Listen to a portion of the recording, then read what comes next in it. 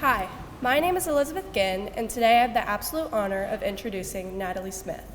Although most of you may know Natalie from her accomplishments on the mock trial team, I first knew Natalie from our 9th grade English class, where she never failed to entertain us with her various Scientology facts or just random outbursts.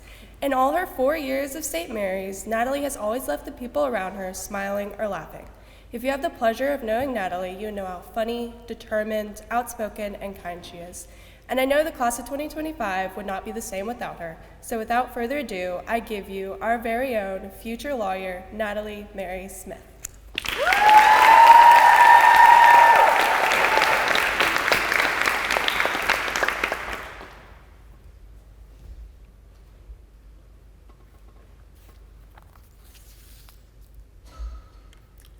For as long as I can remember, I've always wanted a little brother.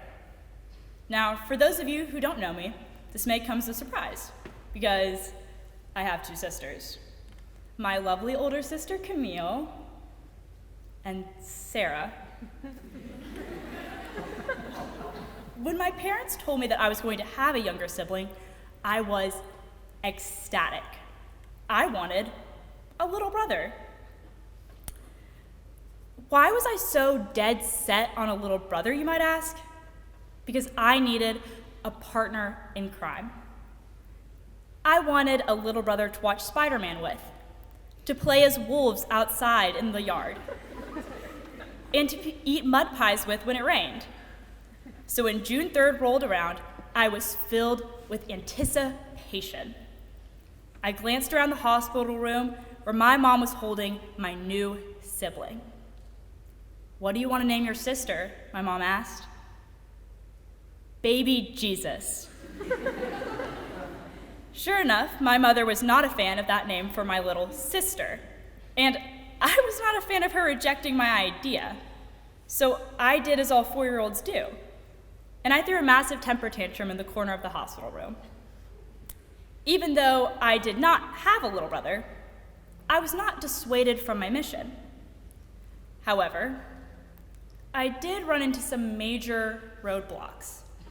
Sarah was more interested in Sophia the First than Spider-Man.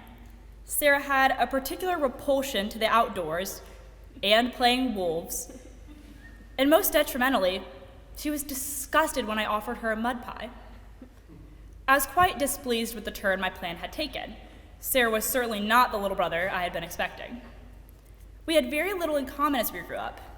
In fact, many found it hard to believe we were even related. But I still made resilient efforts to convince Sarah to be more similar to the brother I had in mind. I taught her to play basketball, where she gave up after chipping a nail. I chased her in the pool, which disrupted her game of mermaids she was trying to enjoy.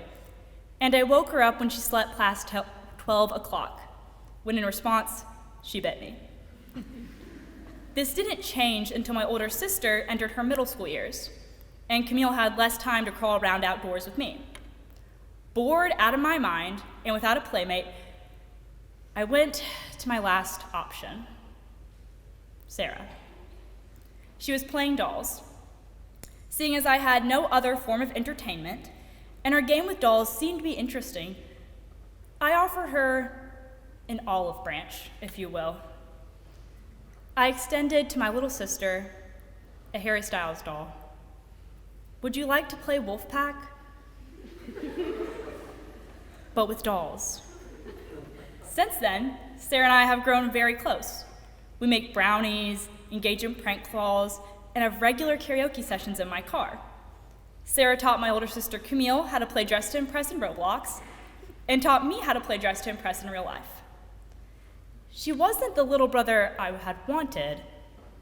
She was the little sister I had needed. And no matter how much efforts I made, I could not change her to be what she wasn't.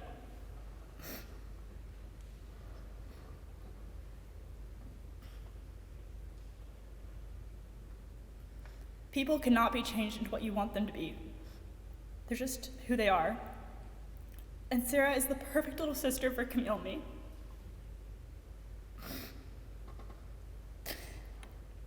We had to accept Sarah for who she truly was, and she was so much better than we had ever hoped. I had wished for a little brother. I was given a lovely little sister. And to my class of 2025, I've gained 72 sisters. 72 sisters who treat the den like our shared closet. 72 sisters who eat senior snack like it's our last supper.